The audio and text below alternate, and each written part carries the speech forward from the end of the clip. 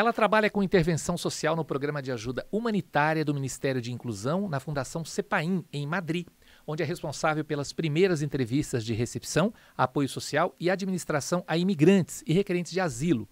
Formada na terceira turma do curso de jornalismo da Universidade Presbiteriana Mackenzie em 2004, tem pós-graduação em jornalismo social e educação pela PUC São Paulo e mestrado em cooperação internacional, refugiados e inclusão social pela Universidade Carlos III de Madrid. Tradutora trilíngue em português, inglês e espanhol, também atua como repórter, pesquisadora e produtora de conteúdo em programas de TV e documentários, especialmente focados em questões sociais como fome, pobreza, imigração e famílias carentes. O projeto Memória do curso de jornalismo recebe a jornalista Heloísa Ferreira. Elo, seja bem-vinda! Obrigada, professor. Obrigada, que prazer revê-la. É um prazer, o prazer é meu. Elo, vamos começar, vamos voltar lá um pouquinho. Como é que você chegou ao Mackenzie? Por que você escolheu jornalismo? Olha, eu cheguei no Mackenzie meio por acaso, sinceramente, mas jornalismo eu acho que é aquela história que você acredita muito no que as pessoas vão te dizendo, né, na infância. Então eu sempre escutei muito, você gosta muito de escrever, você gosta muito de escrever. E eu acho que isso me estimulou muito, né? E me desestimulou para outras áreas também, sinceramente. Mas eu acho que mais do que gostar de escrever, eu sempre gostei muito de ouvir. Então eu acho que sempre fui uma menina assim muito curiosa, muito atenta assim a histórias, a querer saber como as coisas funcionam, por que funciona assim, assado. Então eu acho que o que me levou para o jornalismo foi essa curiosidade assim associada a uma escuta atenta, assim. Sempre gostei de escutar mais até do que embora seja muito falante. E acho que isso que me levou a escolher jornalismo.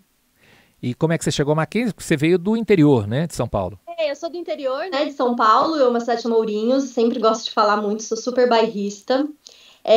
E em Ourinhos eu estudava numa escola que era muito focada assim no vestibular, e a gente recebia muitos panfletos de universidades de todo o Brasil, e aí nessas de escolher qual vestibular, naquela época a gente, né, prestava vários vestibulares, isso mudou um pouco hoje com o Enem e tudo mais, mas não tinha, né, naquela época, e eu lembro de ter recebido, de ficar pesquisando as universidades, e lembro de quando eu vi, assim, o panfleto do Mackenzie, de ficar meio encantada com o campus, com aqueles prédios muito antigos. Eu acho que tudo isso me encantou muito. Eu prestei não só por isso, né? Também o Mackenzie sempre teve um certo prestígio em outros cursos.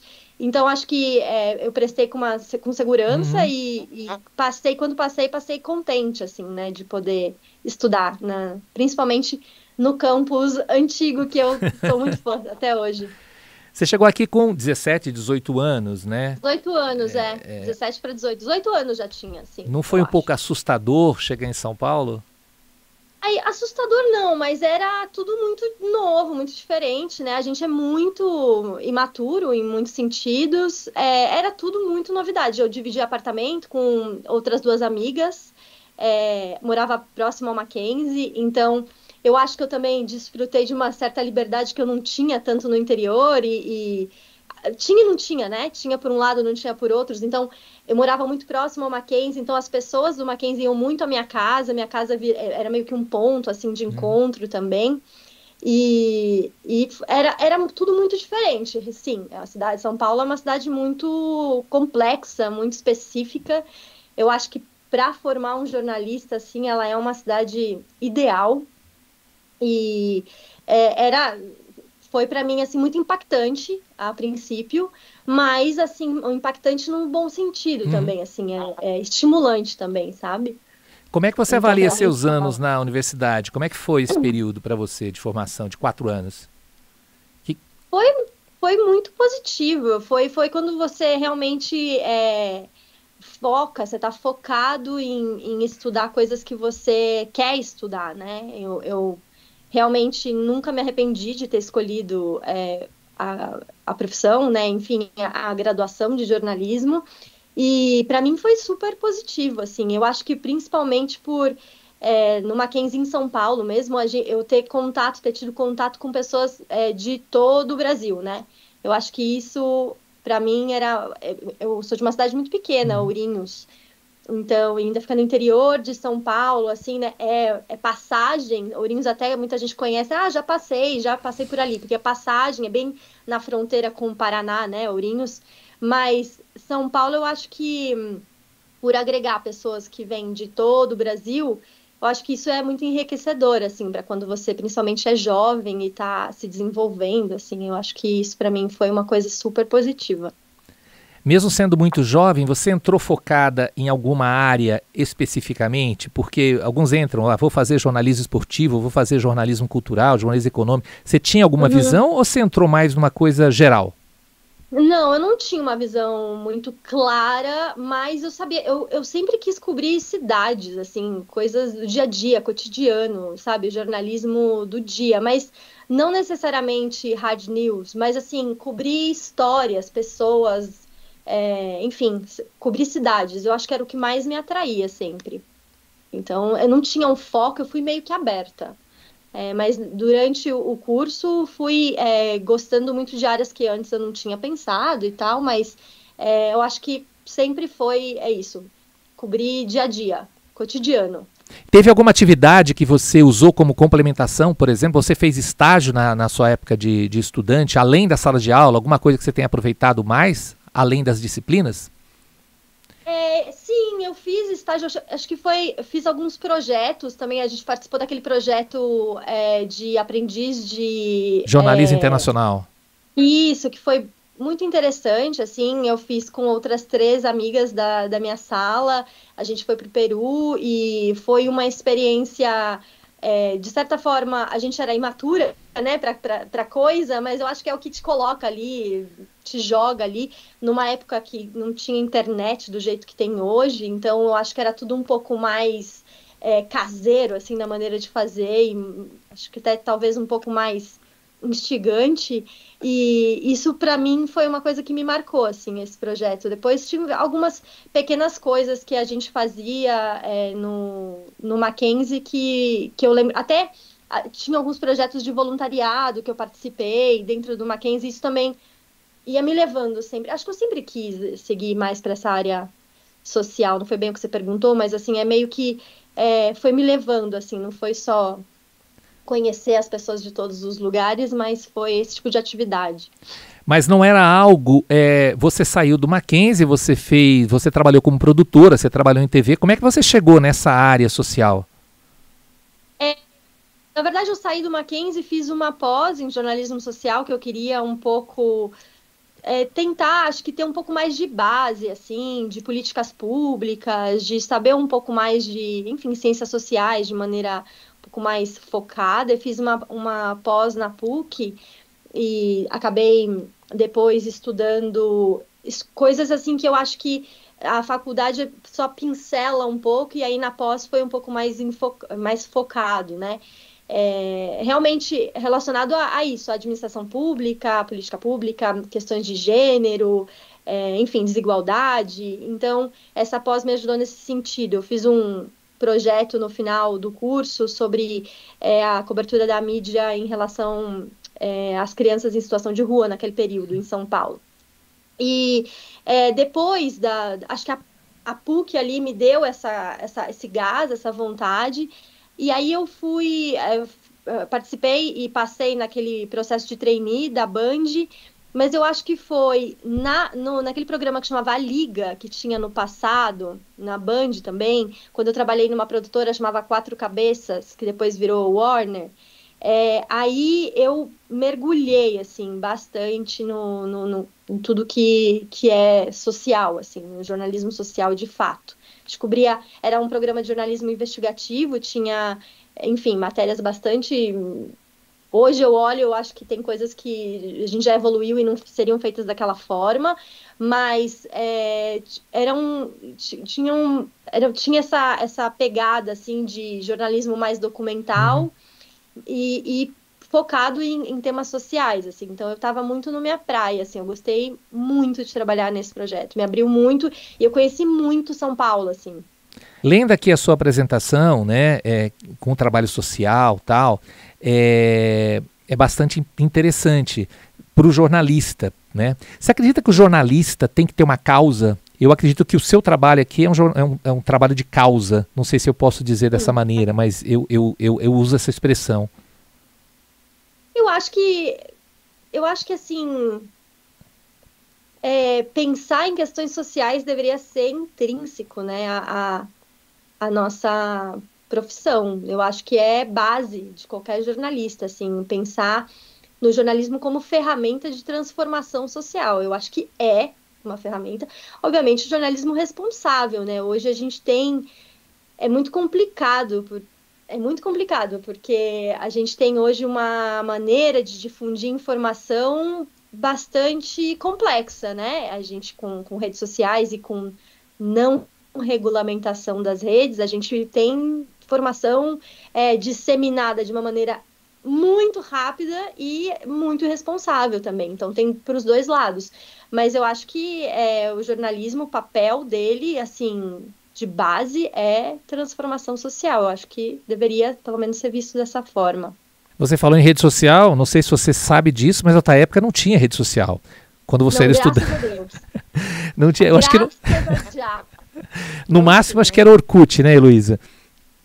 Tinha o Orkut acho que foi de 2004. Eu lembro assim, na faculdade não tinha, graças a Deus.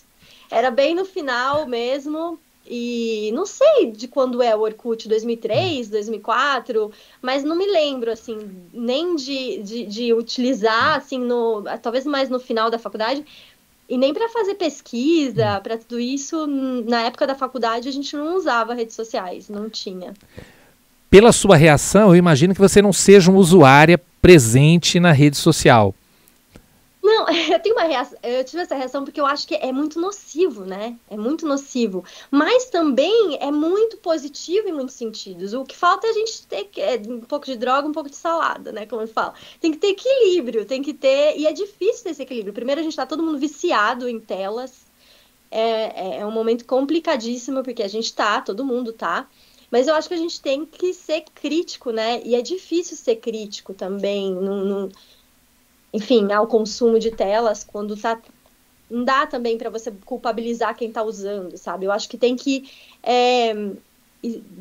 deveria existir uma regulamentação das redes, do uso das redes sociais, do que se compartilha, né? Porque é muito perigoso, existe muito discurso de ódio, existe crime, existe, enfim, criança, adolescente, mas não só criança e adolescente, também adultos compartilhando notícias falsas e discurso de ódio, que eu acho que é a principal, sei lá, causa importante, que a gente tem que prestar muito atenção, né? Então, eu acho que deveria haver uma regulamentação mesmo, mas não é censura, né? As pessoas mudam essa narrativa e falam, querem censurar, e acho que não é por aí. Tem que ter regulamentação como se fosse leis de trânsito, tem que ter regulamentação. A internet não é terra de ninguém, né? E tem que ter uma educação midiática, isso nas escolas mesmo, a gente aprender a usar a internet, aprender a identificar uma fonte de qualidade, uma fonte confiável, aprender a ler o domínio nas escolas e depois também, né, quando a gente é mais adulto. A gente recebe toda hora notícia, né, que, entre aspas, que no fim você vai ver, o domínio ali tá claramente uma coisa que não é, né, uma coisa escrita de qualquer jeito, só que as pessoas acabam compartilhando de forma muito imediata, muito rápido, sem prestar atenção. Então eu acho que é uma coisa assim, eu acho que é tanto do lado administrativo, assim, público, tem que haver uma regulamentação por parte do governo, uma educação midiática também, que deve ser iniciativa do governo estatal, e também acho que a gente tem que pensar, assim, de maneira ser um pouco mais cético também com as coisas, sabe, aquilo que, tá na internet é verdade, a gente tem que desconfiar mais das coisas também que a gente vê, hoje também com inteligência artificial, que também tem dois lados, né? Tem um lado muito positivo, mas também tem um lado que pode ser muito nocivo. E a gente tem que aprender a identificar isso, e é difícil. E, Lô, Fake news. Eu imagino que o seu trabalho, você falou duas palavras aí, tem essa questão da credibilidade da notícia, da informação e a questão do discurso de ódio. Eu imagino que o seu trabalho enfrente muito discurso de ódio, em especial nos últimos tempos, né? Quando a gente acompanha à distância tudo isso que você faz aqui, não diretamente o seu trabalho, mas está acompanhando os imigrantes no mundo inteiro. Como é que vocês lidam com isso? Porque vocês devem ser vistos com maus olhos aí por parte da sociedade, né? Radical, assim, no sentido de que essas pessoas não merecem estar aqui. Sim, sim, isso é bem comum de ouvir, assim, em qualquer, acho que sociedade, em qualquer sociedade. Hoje, acho que o imigrante é o principal bode expiatório, assim, da vez, né? A gente fala muito existe muito essa expressão de, existe uma crise migratória, então, difunde-se essa ideia de crise migratória, mas é muito mais eu olho muito mais que existe uma crise de acolhida, assim, de sistemas de acolhida e de como a gente está inserida. A migração sempre vai existir, sempre existiu, movimentos migratórios sempre existiram. E hoje, acho que o sistema, que é um sistema falido, né? O que a gente está inserido todo mundo, enfim, é muito injusto e a gente acaba tendo que... A gente não, mas assim, existe essa maneira de encontrar um culpado, né, para as mazelas todas. Eu acho que agora a bola da vez é muito o imigrante. Na Europa, esse discurso é muito, muito, muito difundido, assim, como se o imigrante vai roubar o seu trabalho, principalmente o imigrante preto e pobre, obviamente, né? Não estou absolutamente me colocando, né? Eu sou imigrante aqui também, mas a minha experiência de imigração é muito diferente, é muito injusta relacionada. A deles é muito injusta relacionada à minha, né? Em relação à minha. Então, combater esse discurso é super difícil. Tá no meu dia a dia, sim, porque, enfim, o meu trabalho hoje, eu trabalho basicamente com inclusão social, né, desse grupo, dessas pessoas, desse coletivo. Trabalho especificamente com pessoas que chegam na Europa, na Espanha, nos barcos, né, em barcos, em botes, chegam na costa e são pessoas que estão vindo de contextos muito vulneráveis, muito complexos, a maioria deles fugindo de conflitos armados, mas também de perseguição individual por questões de raça, ou por questões de etnia, de religião, de política também, ou de identidade de gênero. Existem muitas situações. Essas pessoas vêm buscar uma vida melhor e vêm buscar refúgio, né? Solicitar refúgio. Então, eu trabalho diretamente com essas pessoas, elas chegam, elas são incluídas nesse programa do governo, mas o próprio programa que inclui, ele é complicado, parece muito bonito e muito solidário, assim, né, na teoria, mas é complicado porque essas pessoas, elas entram dentro de um programa, mas o próprio programa também existem leis migratórias e leis administrativas que são muito duras, para não dizer racistas mesmo, né? Então as pessoas ficam às vezes muito patinando em limbos administrativos por muito tempo. E nesses limbos estão essas também, esses dia a dia de discurso de ódio, de eu acompanhar uma pessoa num hospital e a pessoa atender essa pessoa que eu estou acompanhando de uma maneira diferente, é claro, assim, é um racismo muito claro. É um racismo e é um ódio a quem é pobre, assim, também, né? Tipo, que a gente também vê isso no Brasil de forma escancarada, né? Então, é difícil combater, muito difícil. Mesmo você sendo uma pessoa branca, falando 3 idiomas, quer dizer, trabalhando socialmente, mas há também uma certa discriminação a você, como não espanhola, não europeia. Eu não posso, nossa, não posso falar.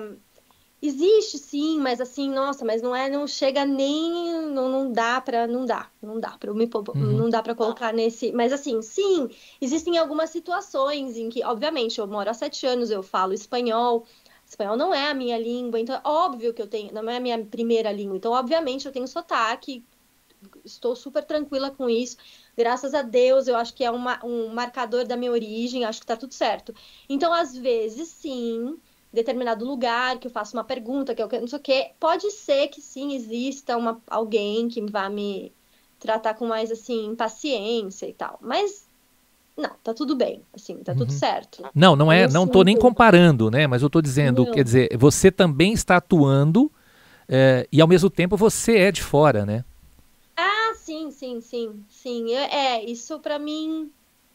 Isso para mim é muito interessante também, porque eu eu também tive que fazer aqui com várias, né? Você chega e você tem que também passar por várias questões administrativas por não ser do país.